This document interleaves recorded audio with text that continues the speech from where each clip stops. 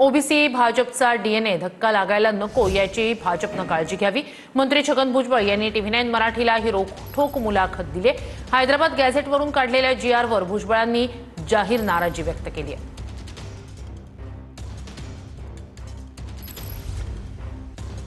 सगळे नेते म्हणतात की ओबीसी आमचा डीएनए आहे, हे सगळे म्हणतात, बरोबर की नाही? आता ते त्यांनी ध्यानात ठेवायला पाहिजे की त्यांच्या डीएनएला धक्का लागता कामा नये, हे त्यांनी सुद्धा काळजी घ्यायला पाहिजे. पण ठीक आहे, तो त्यांचा प्रश्न आहे. मी मात्र हा विचार करतो आहे की मी आज गप्प बसेल.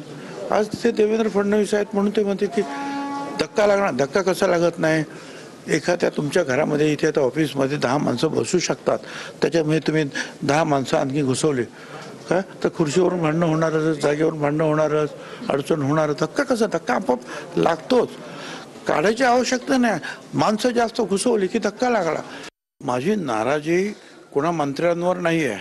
माझी नाराजी तो जो जीआर काढला त्याच्यामध्ये वाक्य आणि शब्द जे आहेत त्याच्यावर माझी नाराजी आहे. मराठा व्यक्तीस जर कुणबी सर्टिफिकेट हवी असेल तर खालील प्रोसिजर आहे, ती हे खालील प्रमाणे जायचं.